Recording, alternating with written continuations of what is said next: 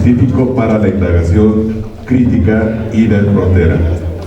Estará a cargo del doctor Rubén Ramírez Ramos, de quien me voy a permitir leer una porción de su trayectoria. El doctor Ramírez Ramos es doctor en Ciencias de la Educación por la Universidad Autónoma del Estado de Hidalgo y becario del Consejo Nacional de Ciencia y Tecnología, maestro en Ciencias de la Educación por la UACH, máster en Democracia y Educación en Valores en Iberoamérica por la Universidad de Barcelona, especialista en Ciencia, Tecnología y Sociedad por la Universidad de Oviedo, España, profesor investigador con perfil deseable reconocido por el Programa para el Desarrollo Profesional Docente en PRODEP y miembro activo del Cuerpo Académico en Consolidación, Estudios en y para la Formación Docente, miembro de la Red Latinoamericana de Educación Normal y catedrático de la Escuela Normal Superior Pública del Estado de Hidalgo. Además, algunas de sus publicaciones recientes son Un asunto de colegas, innovación y transformación curricular en la formación docente, un artículo a escala de ciudadanía digital, un estudio sobre la validez y confiabilidad para el contexto mexicano, el capítulo del libro Retos de los docentes de matemáticas de secundaria en Pachuca de Soto, a partir del regreso a la educación presencial, el capítulo del libro La investigación e intervención como positivo para la formación de profesores de matemáticas, estudio de casos, una experiencia de aprendizaje con estudiantes normalistas y la tesis Formación de valores en la educación secundaria, estudio comparado entre México y Alemania, entre muchos otros. Dejo el lugar al doctor Ramírez Ramos y agradecemos su presencia.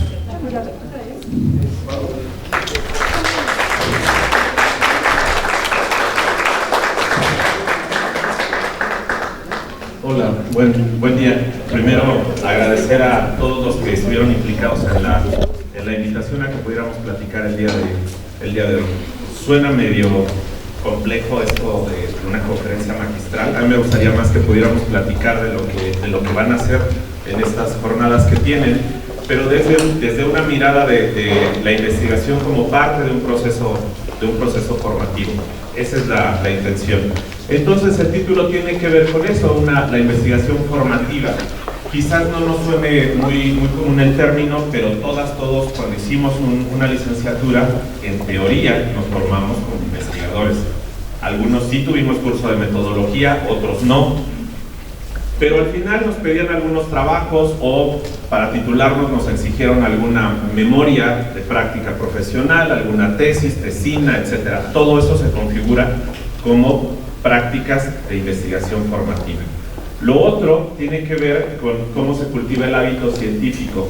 El hábito científico también parece algo muy complejo, lo cierto es que no es así. Quienes tienen hijos lo hicieron desde preescolar. Por ejemplo, acaba de fallecer en fechas recientes Julieta Fierro, y tiene un libro genial que yo le regalé a todos mis sobrinos, y es el libro de las cochinadas. Y habla de mocos, de pedos, de caca, y eso es algo que les encanta a los niños. Eso es pensamiento científico. ¿Por qué tengo mocos verdes y luego a veces no son verdes y no son blancos? Eso es pensamiento científico. Y entonces nosotros como adultos pensamos que el científico es aquel loco de batita blanca encerrado en un laboratorio con una parafernalia infernal ahí.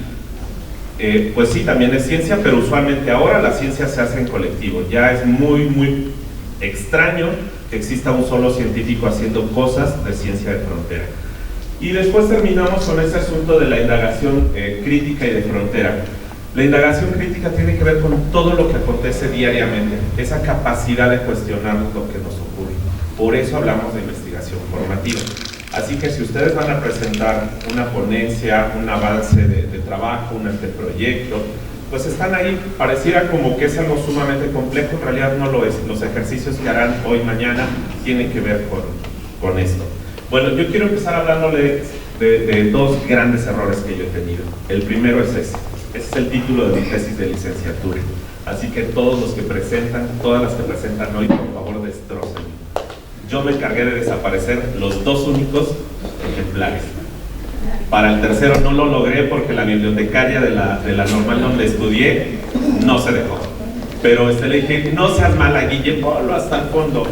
No sea que alguien venga y quiera leerlo, qué vergüenza. Fue un mal trabajo de investigación por muchas razones, pero mucho tuvo que ver con mi proceso de formación. Entonces, ahí nos salió un sujeto. Ahí, pues está muy extraño que quería lograr y decía que quería fomentar pensamiento crítico, pero pensamiento científico y pensamiento creativo. Si yo fuera el asesor de ese chaparrito que se quiere titular, le diría que estás en drogas. No lo vas a lograr en un año. Por eso ese fue el primer error. El segundo error lo cometí en la maestría en Ciencias de la Educación. Fue un error menos grave, pero no deja de ser un error. Fue un estudio que me costó mucho. De entrada tuve que aprender un poco de alemán, un poco que me costó casi un año y medio de estudiar alemán, es un idioma súper complicado. Me fui a una estancia, el choque cultural de repente era muy brutal, sobre todo por la comida y porque la gente allá ni se abraza ni se besa.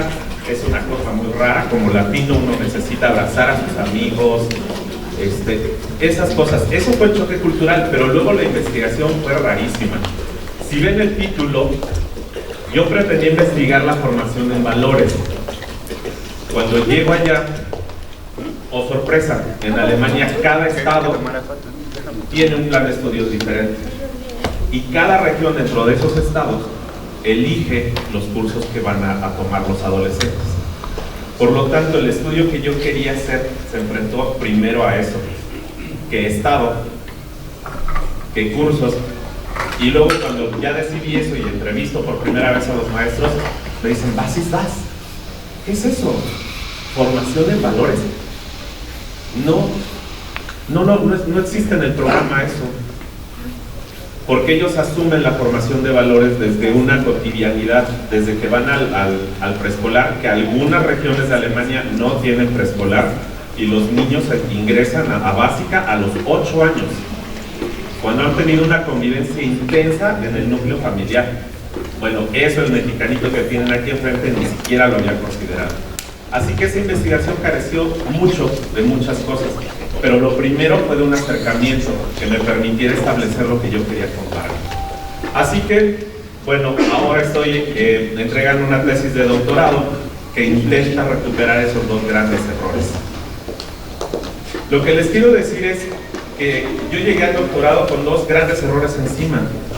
Ustedes se van a enfrentar hoy quizás a reconocer que han cometido algunos desaciertos, pero qué genial que así ocurra, porque la ciencia es eso, la ciencia es temporal.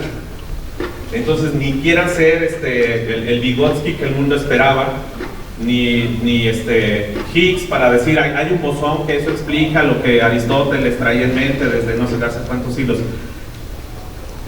Si entendemos nuestro contexto, si podemos explicarlo de manera científica, eso es suficientemente genial. Si agregamos a eso poderlo discutir con personas como ustedes que están interesados en el tema, mucho mejor. Y si suman a otras personas que tienen perspectivas diferentes a lo que ustedes creen, ya está. Entonces no van a tener que ir a buscar a una bibliotecaria para decir que desaparezca en su trabajo. Al contrario, se va a volver en algo que tienen ustedes que presumir, porque eso da cuenta de la evolución del pensamiento. Entonces, la ciencia parte de errores. El principio de la ciencia es capitalizar los errores. Entonces, qué padre que tengan ustedes estas jornadas para encontrar muchos errores y muchos pretextos de irlo mejorando. La investigación es eso, es darse cuenta de esas cuestiones. Bueno, hoy van a discutir ustedes varias cosas, pero la primera pregunta es esa, la primera provocación es esa.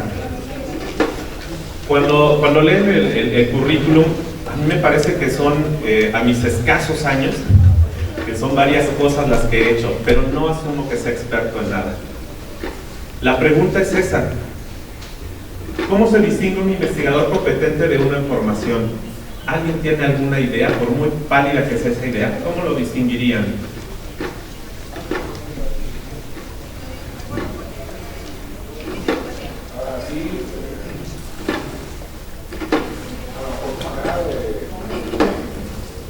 ¿Su manera de comunicarse puede ser una? Sí.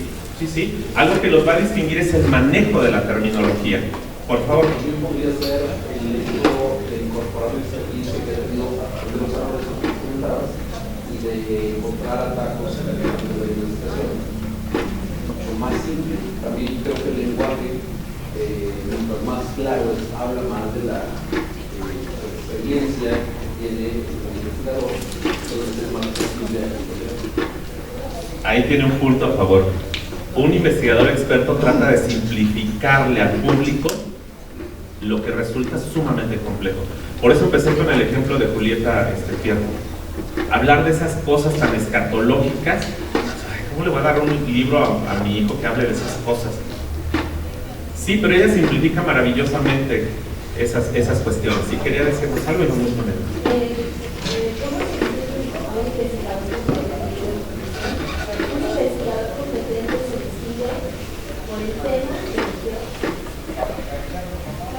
Sí, porque tiene la mirada más fina, porque ya puede utilizar el lenguaje para explicar las cosas un poco más precisas, no un poco más precisas.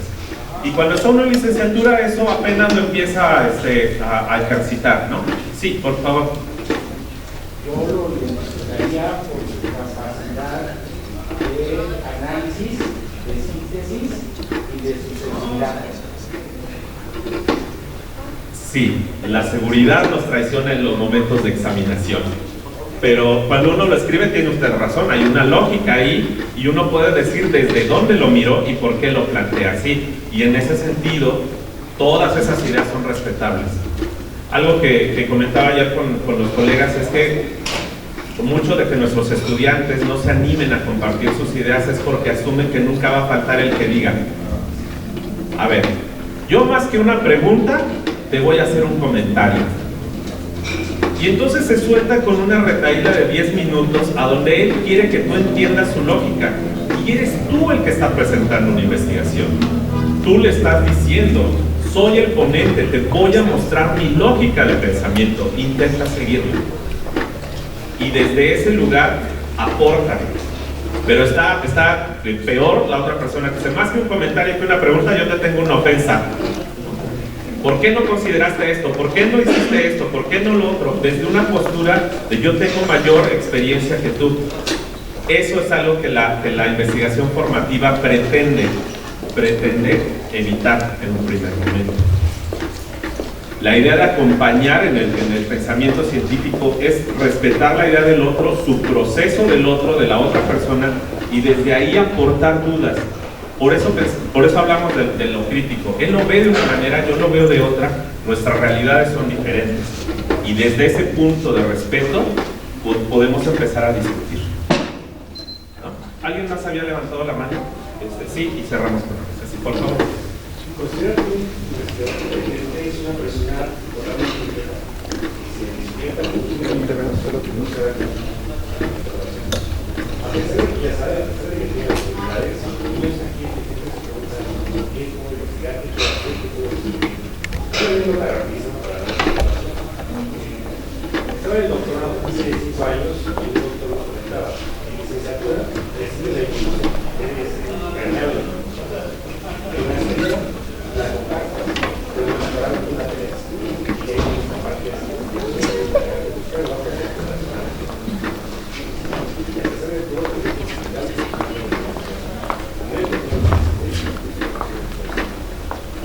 Sí, ahí hay otro punto muy importante, muchas gracias, que tiene que ver con esta capacidad de dudar. Algo que siempre digo es que la ignorancia es temeraria. Y alguien que puede hacer afirmaciones bien reduccionistas, algo súper simple, dices, no lo has visto desde su complejidad. Y eso ya te dice mucho de que no está cuestionando algo mucho más complejo. Desde la epistemología, cuando tú dices, no estoy seguro de eso, detrás hay todo un proceso de duda. Y por eso en la ciencia el proceso de dudar es tan valioso. Porque empiezas desde ese punto. No estoy seguro de esto, voy a buscar verificarlo. La ciencia dije es temporal, mis pensamientos también y las ideas que voy a aportar igualmente.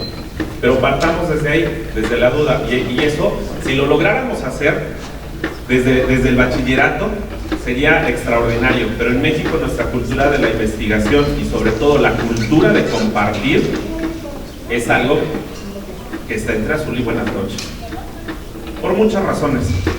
es cultural, decía yo, pero también no hay financiamiento para la investigación. De repente somos demasiado egoístas, no nos gusta que nos cuestionen, entonces es algo cultural. Sí, ¿qué?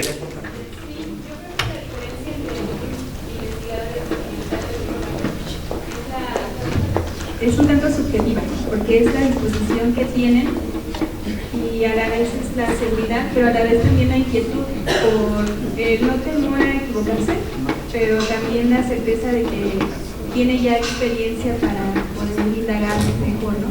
Yo tuve la experiencia fui tesista en un centro de investigación y tuve la oportunidad de conocer gente maravillosa por su humildad. O sea, los investigadores más destacados, más experimentados, usted los identificaba por su humildad. Entonces se los encontraba en el pasillo, en el cubículo, en el elevador, y eran las personas más sencillas. Y no se imaginaba usted que estaba terminando su postdoctorado en Rusia acerca de algo de nuclear y no sé, cosas así muy raras, ¿no? De energía nuclear, de energía solar, de fuentes de energía no convencionales. Y eran las personas más sencillas, porque un investigador siempre se caracteriza por ser más sensibles o más sensible a las necesidades y a los aportes que él hace, pues finalmente, a la humanidad, ¿no? Sí, creo que nos regresa esta idea de si yo tengo dudas, todas las demás personas también. Yo he encontrado una manera de resolverla, pero todas las personas también pueden encontrar una manera de resolverlas. Y se vuelve en ese asunto más horizontal, no es la persona que necesita el reconocimiento, es horizontalizar, y eso es algo muy valioso. Cerramos, por favor. Para mí esa diferencia sería autonomía. Sí. Vamos a guardar esa idea porque es muy poderosa para el desarrollo del trabajo. Debemos sí de cuidar nuestra autonomía de pensamiento, pero tenemos que ser capaces de poder compartir. Ahora va a quedar muy incipiente esta idea, pero la vamos a reconocer. Sí. El problema es ese, buscar una tesis perfecta, buscar un paper perfecto, buscar una ponencia perfecta, es muy complicado. Un investigador que está en ciernes intenta aproximarse a una idea que revolucione, que pocos hayan visto, etc. Pero ahí tenemos una cuestión que no sé si les comenté en el taller al que me invitaron, que yo les decía que los profes que damos metodología de la investigación, de repente tenemos unas incongruencias brutales. Nos decimos, encuentra un tema novedoso y tráeme 50 fuentes. Y la pregunta es muy novedoso o quieres una investigación número 51? Ese tipo de cuestiones, cuando no las plasmamos de una manera clara, se prestan a estas conclusiones. El reto de un investigador en ciernes es buscar una tesis perfecta. Para un investigador que ya está en el proceso, asume que eso es un paso más y que ojalá que alguien niegue eso, genere controversia, lo anule, porque entonces está aportando. ¿Sí? Fíjate que ahorita que estás comentando esto último, me vino a la mente mi experiencia, que no sé si tenga relación con lo que justamente nos estás compartiendo. Yo lo viví en el momento en el que hice mi tesis para licenciatura, en el momento que hice mi investigación para mi maestría, y ahorita que voy a participar con mi propuesta de investigación. Es justamente lo que acabo de decir. Pongan un tema, busquen un tema y busquen 50 euros, ¿no? Entonces, yo cuando me adentré a la metodología, a la investigación como tal, al campo, pues, en los 3 momentos me ha sucedido exactamente lo mismo. Le pongo el nombre, empiezo a investigar y de repente descubro otras cosas que lo complementan, que lo contrastan, que incluso lo contraponen. O sea, descubro cosas que no pensaba encontrar, y eso me ha llevado incluso a hacer modificaciones al nombre, al título de mi estudio. Y siempre nos vamos a cuestionar cuando ya le estamos dando a imprimir a la versión final, ultimísima. si así lo voy a cuidar, a conservar o no. Tenemos esa incertidumbre, pero eso es algo muy bueno, que creo que siempre tendríamos que seguir dudando. Esta es la ruta para la plática de hoy. Primero, muchas cosas que ya saben que es investigar. Luego, ¿por qué la investigación formativa? Y quizás esta noción de investigación formativa no les sea tan común, quizás. ¿Cuál es la importancia? ¿Quién educa en investigación formativa? ¿Y cómo la podemos impulsar? La podemos impulsar no necesariamente desde centros educativos o instituciones. Por eso el ejemplo del inicio. Tendríamos que ir considerando que investigar busca obtener información. Por muy incipiente que sea, por muy extraña que te parezca, por un pensamiento muy abyecto que digas eso solo me interesa a mí, la investigación es eso. Entonces Hernández y Mendoza nos dicen que eso lo hacemos mediante técnicas, etcétera, etcétera, y eso ya es tener una metodología. Ellos lo están viendo desde su famoso libro de metodología de la investigación. Creswell, por ejemplo, dice que es un proceso, ojo aquí, planificado. Y en el proceso de formación en la investigación iniciamos con cosas no tan planificadas, que es un acercamiento. Por eso nos piden revisar otras investigaciones, porque vamos mirando a través de esas otras personas que han investigado lo que a mí me interesa. Y entonces encontramos el nicho de nuestra investigación y decimos, ok, ellos investigaron todo esto, efectivamente hay 383 investigaciones, pero nadie ha investigado lo que yo quiero investigar desde esta perspectiva para esta población. Y entonces ahí se abre ese nicho. Y hay que seguirlo puliendo, por supuesto, pero es un proceso planificado. Se interpretan los datos, pero hay una pregunta o un problema. Y aquí casi siempre pensamos en bachillerato. Les pedimos a las adolescencias, a las juventudes, que buscan resolver un problema. Y me ha tocado escuchar a muchos profes, maestras de metodología de la investigación que insisten en eso. Sí, pero ¿qué problema vas a resolver? Bueno, no todas las investigaciones resuelven un problema. Habrá algunas que son exploratorias, otras que te descubren un tema y no necesitas resolver. Por eso hablamos de temas o problemas de investigación, ¿no? Bueno, para la Organización de la Cooperación y el Desarrollo Económico, esa es su definición de investigación. Es sistemática para obtener nuevos conocimientos y su aplicación para solucionar problemas o preguntas específicas. Ahí vemos esa intención, ¿no? de resolver problemas, pero se explica desde la postura de este organismo. Y el diccionario Webster, que es uno muy utilizado, sobre todo en el norte de Norteamérica, es la indagación o el examen de algo. De algo. No necesariamente es un problema, pero es algo con el fin de descubrir hechos o información nueva y nos regresa al origen de la investigación. Empiezo desde algo que me genera curiosidad, que creo que está mal enfocado, que nadie ha discutido como yo lo estoy viendo, etc. Entonces, investigar en esencia es un proceso, es sistemático. Cuando decimos procesos porque hay una sistematicidad, pero busca precisamente eso. ¿Qué tenemos que ver con la investigación científica? Medina nos dice esto: es un proceso reflexivo.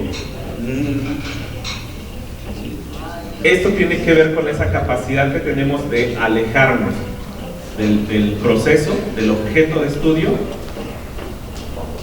Sean nos habla de la reflexividad en términos de eso. Si yo estoy viendo esto así, tengo que alejarme en términos intelectuales y pedir que otras personas me ayuden a verlo, a discutirlo. Un ejercicio que hago con mis tesistas en licenciatura es: toma tu avance de tesis, invítale a tu abuelita algo de comer rico, que no lo cocine ella, no seas infame, llévatela a comer a un lugar rico y platícale de tu tesis. Si ella lo entiende, quiero evidencia grabada de que ella dijo: mijito, sí, me parece tal cosa. Esos ejercicios de reflexividad me obligan a mí a alejarme del objeto de estudio, a explicarlo desde otra manera y que una persona ajena me haga preguntas. Y entonces luego me llevo a los estudiantes al microbús y ahí vamos sentados platicando como si estuviéramos en drogas, en voz alta, y él me cuenta lo que está investigando y yo le pregunto y le pregunto a la señora de enfrente, oiga, si ya lo escuchó, ¿qué piensa de esto? La señora, pues es que no le entiendo a tal cosa, no sé qué quiere decir con eso. Ese es otro ejercicio que ahora no me da mucho tiempo de hacerlo, pero disfrutaba mucho, porque eso también es divulgación de la ciencia. Entonces, claro que mis alumnos no preferían hacer ese ejercicio por muchas razones. Entonces no tomábamos la ruta de ellos, la combi diaria, porque después iban a pensar que tenían problemas mentales, pero me parece que eso es un aporte muy interesante. Es un proceso reflexivo. La reflexividad entonces desde Donald Schoen es eso: aléjate, reflexiona sobre lo que estás investigando y entonces lo verás de una manera un poco diferente, ¿no? Es sistemático, es controlado, busca descubrir fenómenos o hechos socioculturales o naturales. Y miren esta cuestión, están inmersos en la cotidianidad humana. Pueden nacer de lo inmediato. El principio del deseo es lo que miras. No puedes desear, luego decimos quién dijo eso, lo pueden ver también en la película El silencio de los inocentes, cuando descubren al asesino, le dice Clarice, le dice Aníbal Lecter a Clarice, el principio del deseo es lo que miras, Clarice. El asesino tenía cercano a su primera víctima. Miren su entorno, Clarice. ¿Les suena la película? ¿Sí la vieron? Bueno, ese es un principio que aquí nos regala Medina. Es la cotidianidad humana. Entonces, ¿cómo llegamos a esas cuestiones cuestiones de, no sé, el bosón de Higgs, esas cuestiones de los leptons, de los electrones, protones? Ya no son tan comunes. Sin embargo, pudiéramos acercarnos a él. Ahora hablamos de esta noción de la noósfera. ¿A alguien le suena ese término de la noósfera? ¿No? De conocimientos. ¿Qué será la noósfera? ¿Alguien puede invocar a su asistente de inteligencia artificial favorito? Pregúntale ¿a qué refiere la noósfera?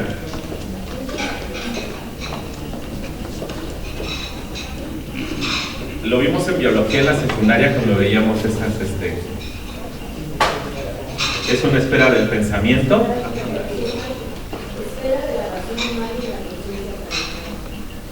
Ajá, ¿alguna otra acepción? Eso está muy bien. ¿Alguna otra?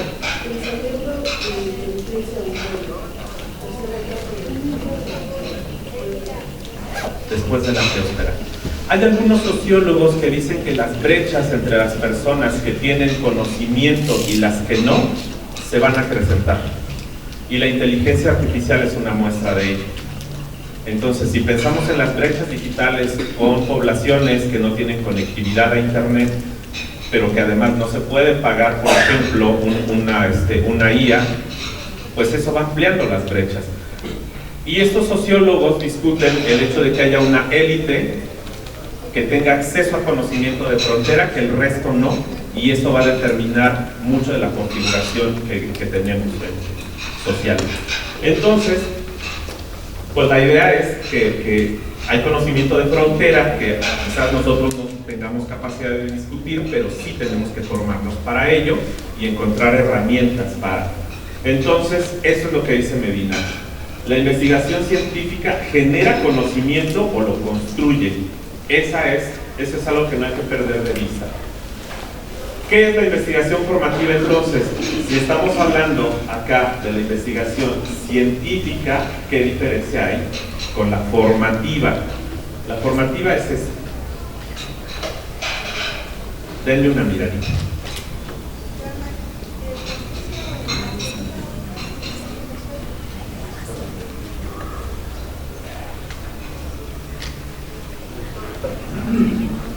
Es un dispositivo en el terreno educativo se entiende como como una herramienta, pero tiene que ver con espacios, con tiempo, con herramientas propiamente dichas, con recursos, incluso una disposición que te genera a ti interés o que te comparte o te implica en algo. Ese es un dispositivo. Lo podemos pensar en términos de, por ejemplo, de ahora que fue el día 1 de diciembre, que es el día de la lucha contra el VIH, algo que me llegó a mí al terreno de la ética fue mi voluntariado en Fundacida hace bastantes años. Pero discutir desde Fundacida todo lo que yo aprendí sobre el VIH a finales de los 2000, ahora lo entiendo como un dispositivo. La fundación de la lucha contra el VIH-Sida tenía odontólogos, pero psicólogos, y yo era el profe. Yo tenía que trabajar con niños que eran huérfanos por VIH, de padres que habían fallecido por VIH, o niños que eran portadores del VIH. Todo eso en Fundacida es un dispositivo. Te forma, te educa, te predispone, te involucra. Ese es un dispositivo. Por lo tanto, la investigación formativa es justamente eso, es un dispositivo. Es un dispositivo que utilizamos dentro de los procesos de enseñanza-aprendizaje. La investigación formativa entonces tiene que estar pensada, organizada, discutida y prevista para que todos podamos aprender de la investigación, con la investigación y para la investigación. Sí. Se puede ver como un ejercicio de investigación para aprender a investigar. Es una manera de verlo. Es correcto, es correcto. Y quizás si yo no voy a investigar, me acerco con alguien que está investigando. No soy el sujeto en primera persona, digamos, pero tengo una predisposición. Por eso les daba el ejemplo de Fundacida. Sí. Para el proceso de definición de dispositivo, ¿cuándo puede partir? Y por lo tanto, susceptible de proteger sus propiedades intelectuales. Por la sección, ¿no?, de dispositivo. Sí, esa es una muy buena pregunta porque no lo había pensado. Perdón. No era mi intención desatar nada, solo es algo que me surgió ahorita. No, me parece muy interesante porque, por ejemplo, cuando daba el ejemplo de Fundacida, muchas cosas que yo aprendí de la didáctica y de la pedagogía las aprendí con personas que no tenían la más pálida idea de la didáctica, pero que entendían de humanidad. ¿Cuándo lo vamos a proteger intelectualmente? Me parece una genial pregunta, porque si ese dispositivo de formación responde a un contexto específico que puede replicarse, por ejemplo, en otros CECATIS, etcétera, me parece que es un terreno muy interesante. Ustedes diseñan metodologías para formar a los trabajadores. Esos son dispositivos. Si logramos tener claridad en esos procesos, pues ahí tienen todo un terreno que explorar y entonces se puede registrar como el trabajo de Montessori, si les hace sentido, se le enseñanza la matemática por el método de Kumon. No sé si alguien haya llevado a sus peques al método Kumon. Todo está bajo derechos de autor. Entonces, cuando uno trabaja ahí, cuidadito y te sacas una plantillita, una fotocopia de algo. Pero ese es un terreno muy interesante de explorar en la habilitación, en la certificación de trabajadores. Y bueno, la investigación formativa está guiada o dirigida por un profesor usualmente.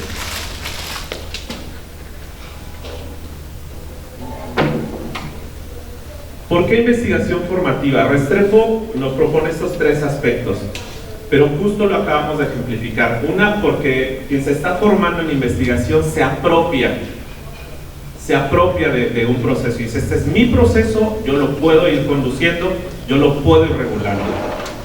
Lo contextualiza. La investigación formativa, a diferencia de la investigación científica, no busca necesariamente conocimiento de frontera. Busca justo lo que hace un ratito nos mencionaba con certeza en la licenciatura también lo mencionó, es poder establecer ese puente entre teoría y práctica. Es eso. El conocimiento de frontera ya vendrá en un posgrado y a veces ni siquiera lo logramos porque proponer algo nuevo, novedosísimo, requiere de un equipo. Y casi siempre para las titulaciones te piden el trabajo individual. Y eso es algo que yo discuto mucho de mi formación doctoral. Un trabajo muy individual que al cierre, miren, tuve la fortuna de trabajar con 4 doctores. Uno que es una bestia analizando datos. Le he aprendido tanto al doctor Igor como no tienen idea. La tesis de mi doctorado se la debo a él, a la doctora Ángeles, que es también un monstruo en la programación. Pero pensar que es un solo individuo me parece que es reducir la investigación a que podemos hacer cosas individuales. No funciona mucho así ahora, ¿no? Y bueno, a otros doctores también que me han aportado mucho en fragmentos de la investigación que ahora presenté. Y la idea es esta transformación, pero no necesariamente busca una transformación del contexto, busca una transformación personal. O sea, que yo pueda tender ese puente entre la teoría y lo que vivo, ya está. Lo decía hace un rato exactamente, que tenga la capacidad de explicarlo, de oralizar, de tener el vocabulario para decirlo. Eso es investigación formativa, sí. Pudiera ser una comparación similar, el hecho de que, por ejemplo, existen docentes que en su perfil profesional son expertos, saben exactamente, están al día, etcétera, son expertos en su perfil profesional. Sin embargo, en sus competencias docentes tienen ciertas carencias, es decir, saben mucho, pero no saben cómo guiar ese aprendizaje para que se dé justamente el proceso de enseñanza-aprendizaje. ¿Pudiera ser algo similar? Sí, pero de mi asesora de tesis no va usted a hablar. ¿Eso está grabado? Sí. Ojalá que no. Tiene toda la razón, pero tiene que ver con cómo nos formamos en investigación. Por eso es tan importante la investigación formativa. Si yo estoy con un asesor, y miren, yo les agradezco tanto a estos doctores que me acompañaron en la parte final, porque me hicieron replantearme desde el inicio de la investigación. Y todo un semestre de avance en la tesis dije, no tiene sentido si esto no lo tengo claro. Y volví otra vez, dije, sí, porque yo no había discutido tal cosa. Solo ese proceso de hacerme dudar se agradece. Y a veces, a mí me gusta elegir también asesorados de licenciatura que tienen temas de los que yo no tengo la más pálida idea, porque eso me obliga a aprender. Y entonces, más que ser yo quien les dice a ellos qué hacer, son ellos los que me dicen, oye, ya encontré esto, vi esto, ¿qué piensas de esto? Pues déjame leerlo, mándamelo antes de la asesoría, yo lo reviso y ya chismeamos a gusto. Las asesorías nunca, procuro que nunca sean en la escuela, siempre lo hacemos fuera de la escuela porque es como un territorio neutro. En la escuela yo soy el profe y fuera de la escuela soy alguien que comparte con él o con ella su investigación. Y entonces a veces se pide una cerveza, nos tomamos un cafecito, platicamos, pero es eso, es quitarle esa jerarquía del profe, ¿no? Es horizontal el asunto, somos dos sujetos aprendiendo, ¿no? Sí. Más que nada lo que usted hace es una mentoría. Sí, intento, sobre todo, yo nunca acepto estudiantes para asesorar que no acepten estar trabajando conmigo. O sea, es un principio de vínculo, ¿no? Ahorita que defines la investigación formativa, también me venía la reflexión, pues la habilidad de pensamiento crítico, ¿no? O sea, como que lo que buscas, si está mediada por un docente, ¿no? Una persona que busca en una comunidad que se genere investigación formativa, pues yo veía como que no estará más bien también buscando generar la habilidad de pensamiento crítico, o cuál es la diferencia entre esos dos conceptos. Bueno, ya acaba de terminar la conferencia, muchas gracias. Eso iba en conclusiones. Es justo eso, tienen toda la razón. La investigación formativa busca eso, desarrollar el pensamiento crítico. No está tan centrada en los resultados. Lo más interesante es el trayecto. Ese es lo que nos ocupa, el trayecto, cómo dudas, cómo replanteas, cómo te cuestionas, cómo revisas tus fuentes, dices, carajo, no vi esta. ¿Cómo es posible que no haya visto esta fuente? Y entonces esa es la parte más interesante. Así que quienes tienen una ponencia en estos días, por favor disfruten si alguien les dice, oye, yo encontré un texto que te puede servir, ahí te va un correo, etcétera. Yo les decía, conocí al doctor Igor Barahona, que trabaja en la Universidad de Arabia Saudita, por otra doctora que conocí en el cumpleaños de una amiga, en el que bien random, dijera la chaviza, platicaba, ella dijo, ay, es que mi amigo está estudiando su doctorado, y yo, cállate, voy bien atrasado. Me dijo, ¿qué investigas? Y empezamos así, al calor de una barbacoa. Y dije, pues si quieres yo te apoyo. Ella me conectó con esos otros doctores, pero sentarnos en una videoconferencia con ellos es justo eso, porque me preguntan cosas de las que yo no sé, yo solo soy un profe. Y ellos me dicen, sí, pero entonces la ecuación tendrías que plantearla así. ¿Por qué no utilizas este software tal? Esta inteligencia artificial ahorita te hace esos modelos matemáticos. Y yo, bueno, démonos 15 días, hago mi ensayo-error. Cuando ya me haya explotado la última neurona, nos vemos en la otra asesoría. Pero es precisamente ese ejercicio, la investigación formativa busca eso, ¿no? Bueno, Augusto dice esto que a mí me encanta cuando los jóvenes llegan a un coloquio. El problema local más específico está muy bien si tienes herramientas muy universales, contemporáneas, que tú creas que son apropiadas para enfrentarlo. De repente los asesores nos minimizan nuestros temas. Dicen, ay, eso. Yo, sí, pero es mi interés. Entonces es un asunto muy local quizás, pero voy a utilizar todo el arsenal que tengo a mis manos para podértelo explicar en términos científicos. Eso es investigación formativa. Entonces, un asesor que te hace dudar al término pues ya ni querer tener tu apellido, me parece que no nos ayuda mucho. Tendría que ayudarnos en términos de plantear dudas para el pensamiento crítico, para orientarte al pensamiento científico. Entonces, bueno, no voy a seguir poniendo de ejemplo a mi asesor. Hay una investigación, hay una formación en, para y desde la investigación. La investigación formativa puede ir tejiendo estos puentes. No buscamos formar para la investigación. Ojalá que no ocurriera en bachillerato, porque luego un ejemplo terrible que yo viví en una licenciatura fue que en el primer semestre veían toda la investigación cualitativa, en el segundo semestre toda la investigación cuantitativa, y el producto final era que entregaran su protocolo de investigación. Y le preguntaba al maestro, digo, ¿pero por qué haces eso? Eso es muy deductivo. ¿Por qué no empezamos al revés? ¿Cuál es su inquietud? ¿Desde dónde lo puedes abordar? Es decir, hacerlo más inductivo. Desde un caso particular que a mí me llama, que es socialmente relevante, etcétera, y no darle todo el universo de textos, y aquí está Sampieri, y aquí está Creswell, y aquí está no sé quién, léetelos y expone, y ya luego vemos tu problema. Pero eso tiene que ver también con la formación que hemos tenido. Esa es una formación para la investigación. Aquí está todo esto, algún día te puede servir. La idea de la investigación, de la formación desde la investigación es in situ. Desde la investigación, a hombros de gigantes, ir viendo qué otros han investigado, cómo lo hicieron, por qué. Por eso es tan importante un estado de la cuestión, un estado del arte. Es ponerte los anteojos de otro investigador, quitártelos, ponerte otros, y entonces estar jugando con eso, ¿no?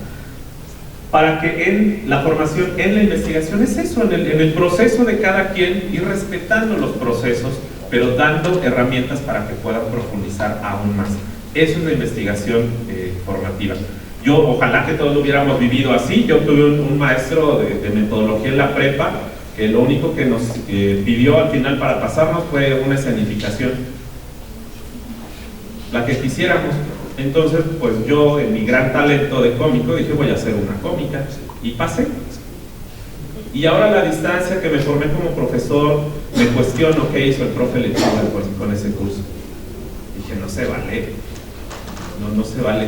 Y entonces por eso tuvimos un tiempo, un programita de acompañamiento a profes de bachillerato que tienen formación técnica en ingenierías, etcétera, pero que no tuvieron mucha oportunidad de formarse en la investigación. Entonces lo desarrollamos como 3 años, ya después no nos dio la vida ni el tiempo y ahí quedó. Pero bueno, esa es la idea. ¿Qué buscamos? En ese pensamiento crítico del que nos comentaba hace un rato, es una cultura de investigación. Anzola dice eso, es valorar positivamente la curiosidad y la capacidad de asombro. Es volver a esta didáctica de la pregunta y de la duda. Es abrirle la puerta a los errores, aceptar el error, aceptar la duda. Y algo que me encanta con mis asesorados decirles es: usted no venga a esta asesoría si no tiene una duda tremendamente profunda. Y ya que está usted aquí sentado, aguante vara, porque la incertidumbre es padrísima. Tolerar la incertidumbre es genial. Eso te hace saber que tienes dudas, que tienes ansiedad de conocer otras cosas. Entonces, así como tienes dudas de, híjole, me va a decir que sí o que no, me veré más si llego en carro o en bocho, ¿qué tal que no le conquisto con estas conductas? Bueno, pues es un proceso como de enamoramiento también, ¿no? Tengo incertidumbre por esto, ahora creo esto, ¿qué me va a decir el chaparrito aquel? Seguro ya me va a decir otras cuestiones. Ese proceso de valorar la curiosidad y la capacidad de asombro tiene que ver con la cultura de investigación. Y lo otro es generar contextos reales. Por eso les decía hace un rato que los temas de investigación preferentemente tienen que ser socialmente relevantes, y eso pasa porque los estudiantes también, o las personas, me refiero mucho a estudiantes, perdón, porque ese es mi contexto, pero las personas que generan investigación lo reconozcan. O sea, ¿eso qué me implica? ¿Cómo me implica? Entonces cuando le dices, búscate un tema y busca solucionarlo, pues perdón, no lo quiero solucionar, solo quiero entender. Entonces puede ser una posibilidad. Ahora, en las investigaciones formativas, eso tiene que ver con esta perspectiva que les decía, lo didáctico y lo pedagógico. ¿Cómo investigué yo y cómo te puedo ayudar a que desde mi experiencia tú también puedas ir investigando? Y eso es genial cuando encontramos una mentoría o un asesor que te comparte y que te comparte las dudas también. Eso es genial. ¿Quién se implica en la investigación formativa? Bueno, obviamente, pues en este caso un docente, que puede ser un mentor, un asesor, un estudiante, pero ojo, porque es un estudiante que está interesado en su formación. Entonces, hice un experimento 2 años y a los estudiantes a los que nadie aceptaba para asesorar, me los quedé yo. Y entonces, con una de ellas lo hablé como muy frontal y le dije, oye, ¿te has dado cuenta que nadie te quiere asesorar? Sí. ¿Por qué crees que ocurre eso? Si es que algunos saben que estoy embarazada y otros piensan que soy muy irresponsable y piensan que no me voy a dedicar. Digo, ok, ¿qué vamos a hacer? Pues nada, yo quiero titularme por mi hijo, que no sé qué tanto. Digo, bueno, tienes una meta personal, ¿no? Le damos para adelante, trabajamos, pues órale. Fue el segundo lugar en el Premio Nacional de Tesis. Y cuando le dieron el premio le dije, llegas a la academia y le das periodicazo en el hocico a todos los que dijeron que no podías. Porque eso es también empoderar al estudiante. Tiene que ver con que estén interesados en su formación, y puede ser desde su titulación, su proyecto de vida. Miren, yo debo de tener el título del doctorado porque quiero que me sigan pagando para estudiar, y entonces lo necesito en un tiempo determinado para poder concursar para otra beca, y si no, pues tengo la salida B con un proyecto, me explico, pero yo estoy interesado en esas cosas. Habría que estar interesados en lo que investigamos. Y lo otro es esta relación entre el conocimiento en los procesos académicos. ¿Cómo te acercas al conocimiento? Si te acercas así como, ay, nuestros sagrados, ¿qué van a decir los que escribieron estas cosas que yo ando criticándolos? Pues para eso escribieron, ¿no? Pues para que se alquilan. Si lo escribiste es para que se cuestione. Ese es el principio, decía yo, de la ciencia. Bueno, con esto vamos cerrando. A mí me encanta esto de Parra, porque todos aquellos que presumimos ser investigadores deberíamos de recordar a Parra. Parra nos dice que todos aquellos que creemos que somos profesionales de la investigación, seguimos siendo agentes en formación. Solo eres un agente en formación.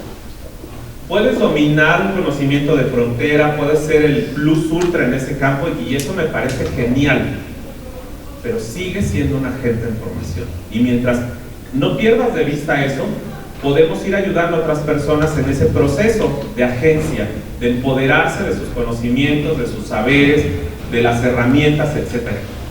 Por eso, esta frasecita la tengo ahí en la oficina porque soy el responsable de la jefatura de investigación en la normal. Entonces, cuando llega alguien en sus aires, yo y que ayer nos picábamos el ombligo, digo, a ver, somos agentes de formación, relajémonos mucho y hagamos cosas interesantes por el bien de los demás. Entonces, eso, no perdamos de vista, somos agentes en formación. ¿Cómo impulsamos la investigación formativa? A través de la duda y la pregunta. Ya hablamos un poquito de eso. Lo segundo, no direccione, por piedad, no direccione, plantee preguntas, cuestione mucho, pero no le diga, vete por aquí, ya porque nada más tengo 5 minutos de tu asesoría. Ese es ser muy directivo, y entonces le cortas precisamente este énfasis a la persona de su curiosidad. Lo otro tiene que ver con esta docencia inductiva que les decía, ir de lo particular a lo general.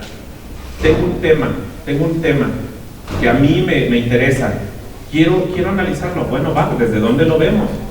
Y vamos desde lo particular a lo general. Eso funciona mucho en los semilleros de investigación, porque hay intereses por algo y entonces hay alguien que te puede acompañar. Y los proyectos institucionales, creo que algo que hacen muy bien ustedes es sentarse y encontrarse aquí.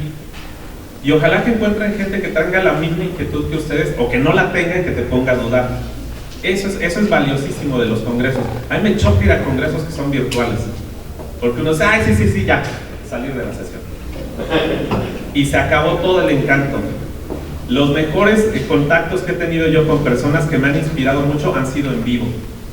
Han sido en congresos, mientras te sacudías ahí las moronas de la galletita, pero ya platicabas. No sé si me explico.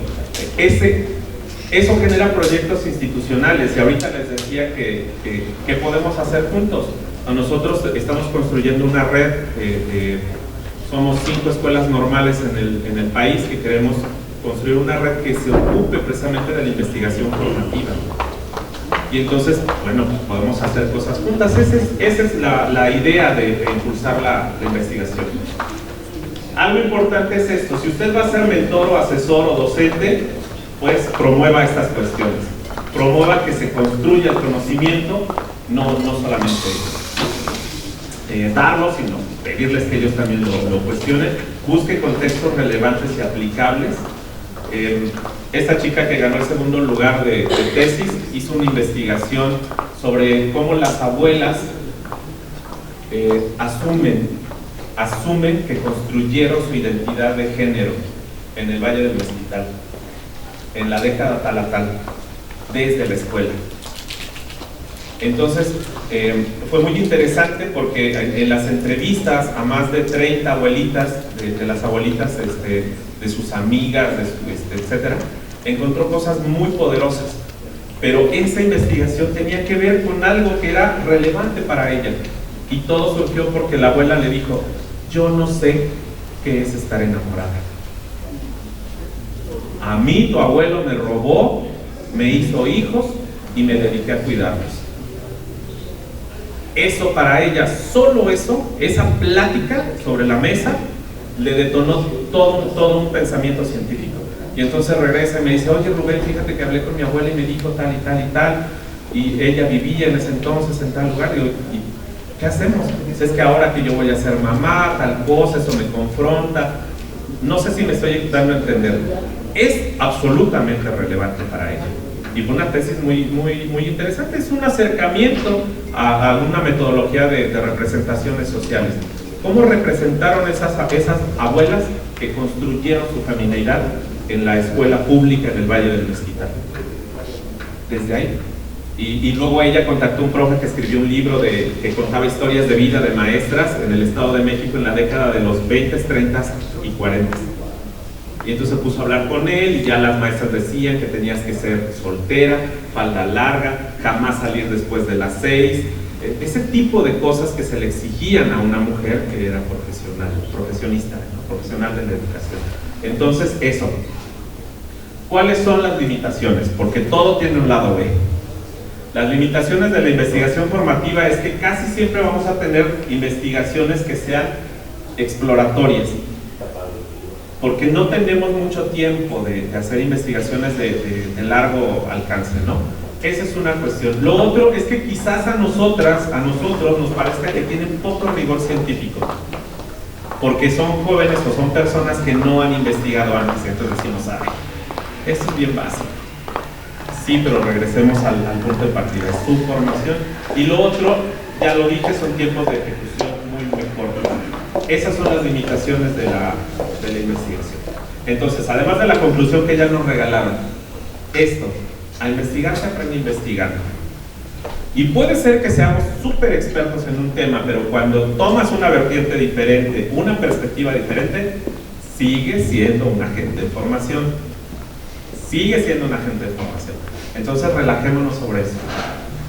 Y el proceso de investigación es nuevos entendimientos que produce otras ideas e interrogantes para estudiar. Esto buscamos en la investigación formativa. Les digo a los estudiantes, denle una nalgada a su hámster y que empiece a girar. Y no se avergüencen de lo que su pensamiento siga. Entonces, su pensamiento son sus ideas, es lo que el día de hoy creen, saben y pueden explicar. Seguro que mañana o pasado lo vas a poder explicar mejor, así como mis errores en las tesis. La de maestría no la puedo eliminar porque está en el repositorio de la Watch, pero ahora se las doy a mis estudiantes y les digo, miren qué limitado estaba, cuestiónenla y dejen comentarios por ahí, o sea que fulano, ¿qué le estaba pasando? Digo, porque eso significa que ustedes pueden ver cosas que yo en ese momento de mi formación no veía, ¿no? Entonces, yo cerraría nada más diciéndoles, disfruten el evento, abran todas las posibilidades. Hay un lugar en el infierno para la persona que diga eso, de más que una pregunta, yo tengo un comentario, y quiera que ustedes piensen como él pensaba. Se vale, pero regalar esa posibilidad. Mira, yo lo veo desde aquí, mi formación me permite verlo desde este ángulo, tú lo ves diferente y me parece interesante, sin embargo yo creo que algo pudiera aportar. Es muy diferente a intentar colonizar a una persona con su pensamiento. Eso me parece brutalmente violento, deshonesto y que no sirve para la investigación. Pues hasta aquí yo escucho sus preguntas si tuvieran preguntas. O algún comentario, si se van los comentarios. Por favor. Hace algunos años sigue estando vigente el asunto de las metodologías activas, ¿no? Y el concepto de dispositivo que mencionaste a mí me hace mucho clic entre ambas cosas, porque luego dijiste que era una cuestión de metodología, ¿no? Sí. Entonces, ahí decía que está guiado por un profesor este proceso, ¿no? Y también dice que es la manera en la que yo aprendo cosas que no sabía sobre un conocimiento que ya es sabido.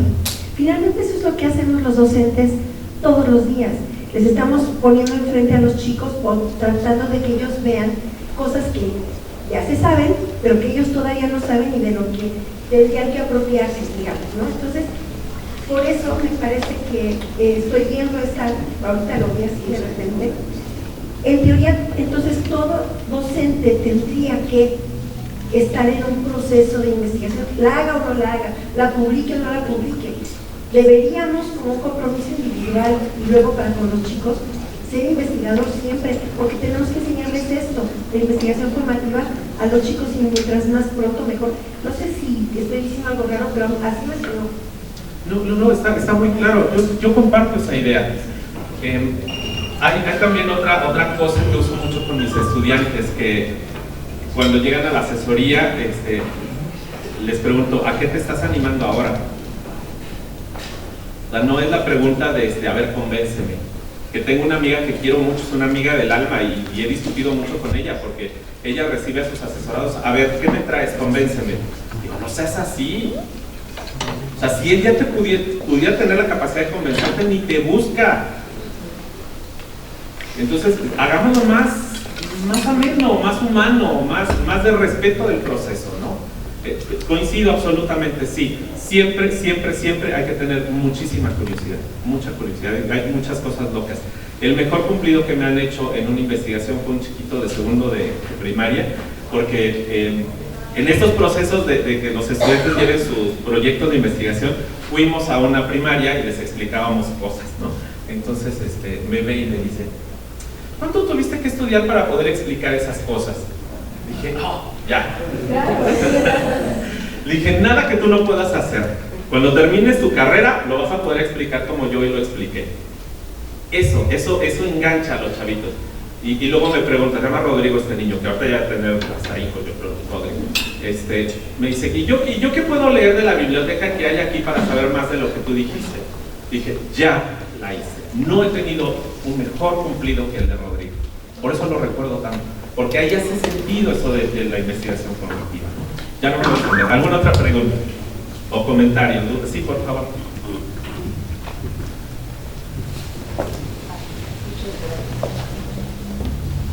Yo quiero comentar que todos los días aprendemos cosas nuevas, todos los días. Una persona que no tiene la capacidad de asombro, el pensamiento crítico, la capacidad de investigar, se está perdiendo muchas cosas. Yo en este momento aquí, con todo lo que he escuchado, me ha dado la oportunidad de poder detonar esas palabras que acaba de mencionar y que han hecho en mí un cambio, me han transformado, y eso es lo mejor que puede pasar en una persona, no quedarse en un lugar plano, sino que todos los días tenemos que aprender, cambiar, mejorar, tener ese asombro en las cosas que vemos a través de todos los canales sensoriales, ¿no? Sí, es una batalla bien compleja ahora con las tecnologías, porque estamos muy acostumbrados a ver cosas de manera muy rápida, scrolleamos demasiado en las pantallas y hay pocas cosas que nos asombran ya. Pero habría que conservarlo, y a mí me parece que la investigación formativa puede aportar mucho en ese sentido. Sí, muchas gracias. ¿Algo más? Sí. Y bueno, en nuestro contexto de formación para trabajo de robótica, ¿cuál considerarías que sería el camino para nosotros para fortalecer la docencia hacia el interior de los centros de formación?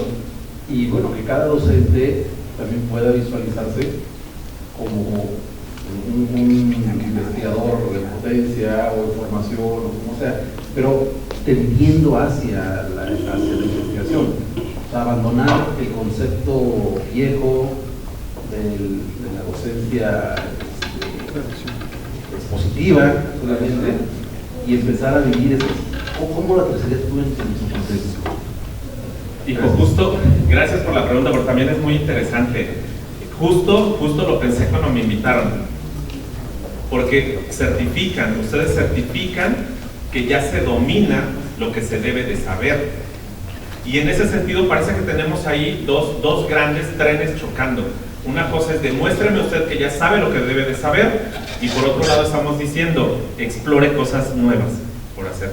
Creo que necesitamos encontrar un justo equilibrio, pero sí cuidando que nuestros usuarios, por así llamarlo, que las personas que están aquí formándose encuentren que aún a pesar de que tienen que demostrar para certificarse, pueden discutir eso, encontrar esas brechas donde pueden explicar de otra manera procedimientos, o encontrar que quizás ese descriptor ya no tiene vigencia en ciertas cosas y proponer por qué. Me parece que eso sería muy interesante. Sí, vamos aquí. No certificamos, sí por certificar. Tecati enseñamos. Ok. Enseñamos oficios. Sí, entonces ahí tienen esa posibilidad, si están en ese proceso de formación, rescatar todos los saberes que tienen.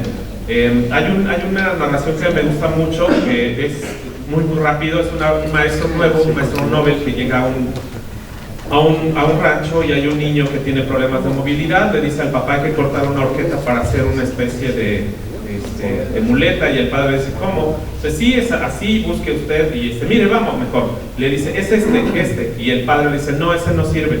Y él: sí sirve, porque aquí le va a sostener el brazo. Y bueno, ya córtelo, usted es el profe. Ajá, lo corta, medio se seca y se rompe. Y el padre le dice: le dije que ese no iba a servir. Ese árbol no sirve, es muy cristalino. Justo eso. O sea, si ustedes están formando, bueno, abramos la puerta para que ellos discutan esos procesos. Y eso sería genial. Sí, y vamos a ir, por favor. Y ya cerramos, por si no ya me están viendo con ojos de que me he pasado 6 minutos. ¿No pudiera complementar la inquietud, compañero, que tú tienes desde otro ángulo del que comenta nuestro ponente? Yo creo que el primer paso es de realmente estar convencidos los aquí presentes de dónde estamos, qué estamos haciendo y hacia dónde queremos ir. Si empezamos por nosotros en este autoconvencimiento y estar convencidos de lo importante que es la investigación formativa, ya dimos un primer paso muy importante. Si estamos aquí, pasa mucho en planteles que van a cursos y van de manera obligada, pues entonces ya es complicado que esa persona pues realmente entre en una esfera de compromiso y de atención, porque pues fue obligado.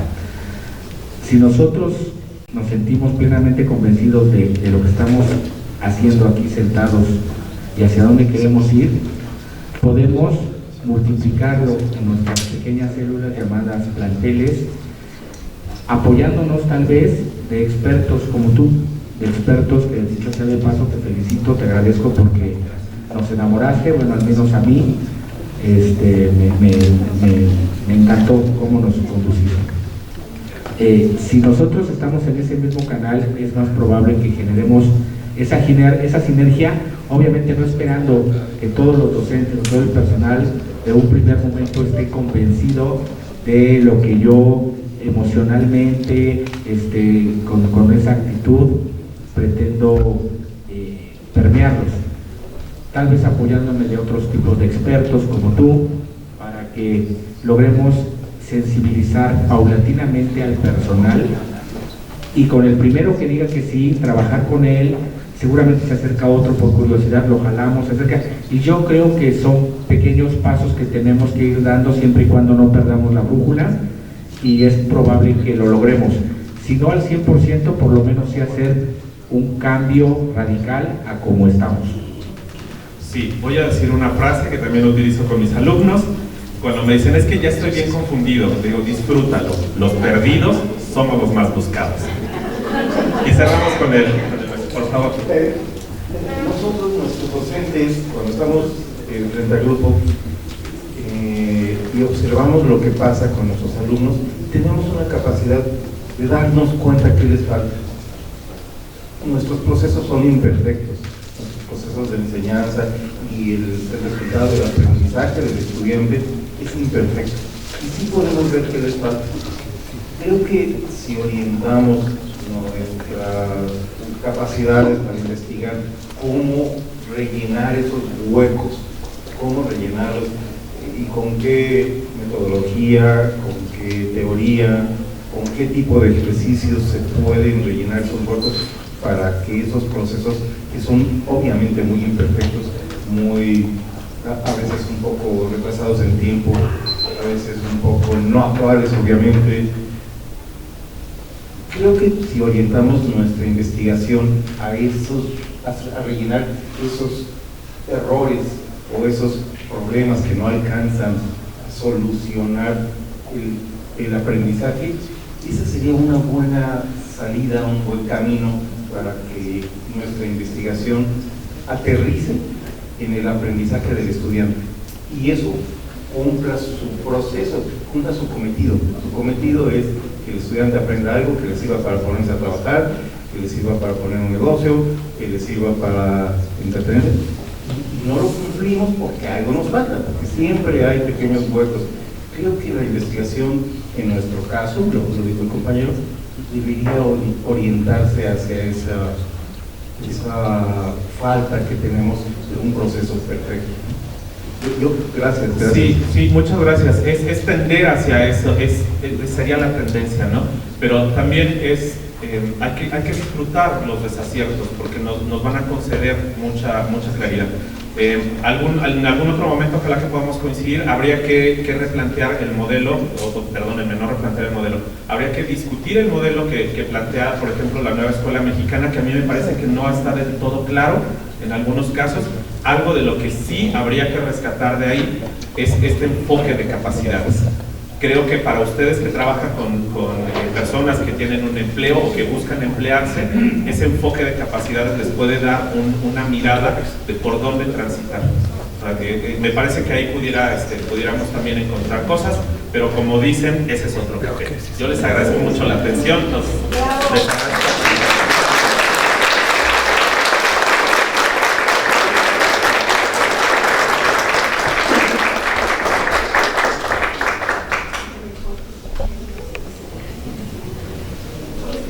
Bueno, doctor Rubén, muchísimas gracias por la charla. A continuación, pues recibimos a nuestro director general, el maestro José Gonzalo Espina Miranda, para hacer entrega de la constancia. Muchas gracias. Gracias por la invitación. Gracias.